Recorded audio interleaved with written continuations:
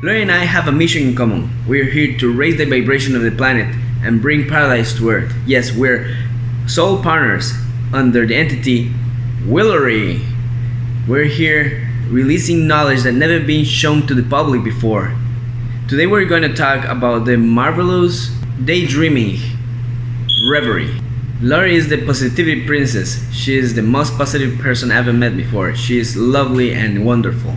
Here it is, Lori.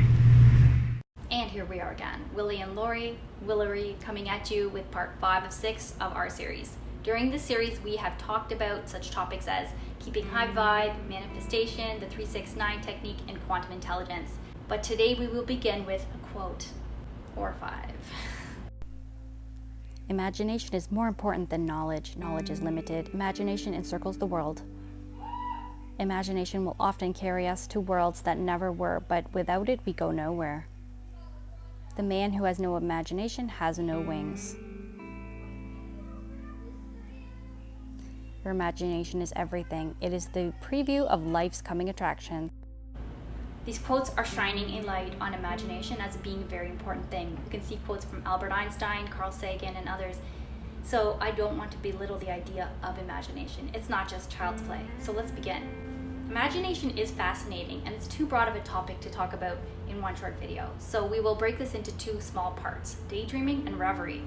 So the definition of daydreaming is the stream of consciousness that detaches from current external tasks when attention drifts to a more personal and internal direction.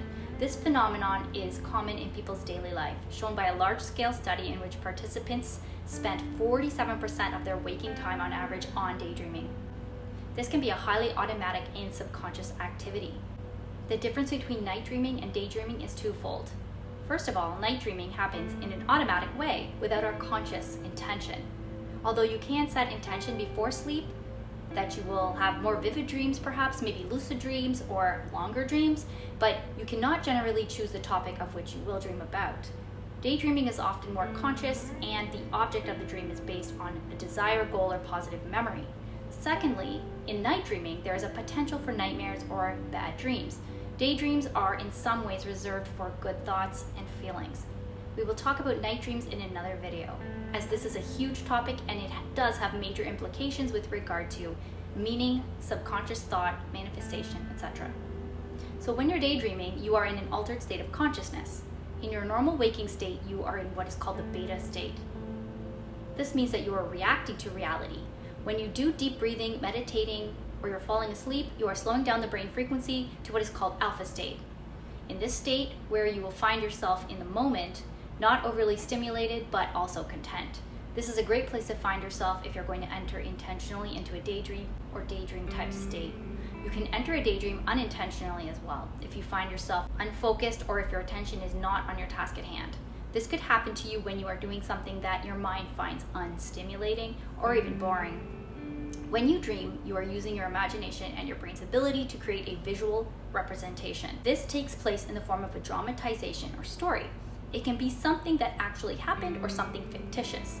When you intentionally visualize for manifestation, you are using daydreaming as a skill. Like any skill, the more often you do it, the better you will get at this. Here are some ways that your visualization will improve with daydreaming. First, your ability to see things clearly in your mind in great detail will improve. Next, your ability to use all of your senses while using imagery will sharpen. Your ability to feel the associated emotions and feelings involved and that are desired will be more accurate and intense.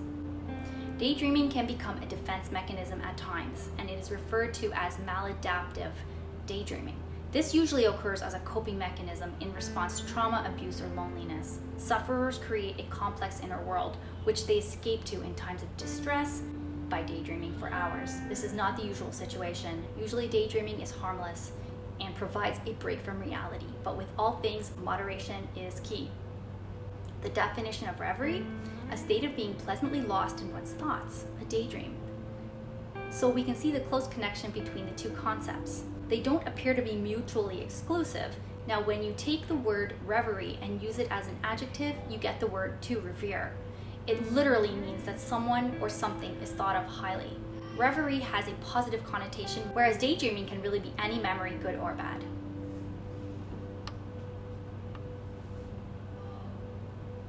Why do you want to use Reverie? When you do a session of Reverie, it has a similar effect as doing shadow work. It allows you to go into the past experience through your memory, access it, and gain insight into the cause and effect associated with a particular pattern that repeats in your life. Reverie can be used to access engrams of both positive and negative sides of the spectrum. There are truly no negative engrams, as we can learn from all memories, engrams, and experiences, but some are perceived as negative due to the associated emotion and impact in one's life. A quick example. When someone of authority in the past made you feel bad, and therefore you associate all people of authority with bad feelings, this may cause you to avoid certain opportunities in life. But if someone of authority in your past made you feel proud, you will create a positive association where people of authority make you feel that same feeling, pride. This may encourage you in the future. The association need not really be addressed, as it has a positive effect on one's life. Can you see why some engrams are seen as negative and some as positive? Now, in a Reverie session, you are brought back to a memory. You can analyze that event and you can relive it in an emotionally healthier way. You can go into the memory and say the words to the person that you were too scared to say in the original sequence. You can go in and defend yourself when you didn't the first time. You can walk away from the abusive relationship. You can do actions or say words that would have led to a more ideal outcome. Reverie and daydreaming become easier and have a better outcome when you know the reason for doing it. Your heightened quantum intelligence is allowing you to see the world in a little bit of a different way, isn't it? As you start to leave the 3D to advance into the 4D, you really start to see the evidence of your thoughts being made of energy. With that being said, you do know that energy cannot be created nor destroyed. It can only change form. When the energy of a thought is combined with emotion, it is transmuted into a physical form. It is not an immediate process, but it happens every single time without fail. This is why there are two kinds of manifestations: deliberate manifestations of desired outcomes, or passive manifestation of subconscious and reoccurring patterns. I want you to use your powers wisely. Use your quantum intelligence to your benefit and to the benefit of those around you. Keep a high vibe and watch the gift that life has to offer arrive daily for the rest of your life. Part 6 of 6 is coming next Friday. Be ready for quite the finale. Then we will start our 9-part series. Is that exciting or is that exciting? Thank you for watching. Please leave a comment, question, or suggestion. We love every single one of you. Just to remind you, Willie's channel is called Entertainment Launcher and my channel is called The Lori Show. Subscribe or I will cry. Won't cry, but it will make me much happier if you do. Thank you so much for watching. I really hope you have the most wonderful day of your life and be positively happy. Mwah.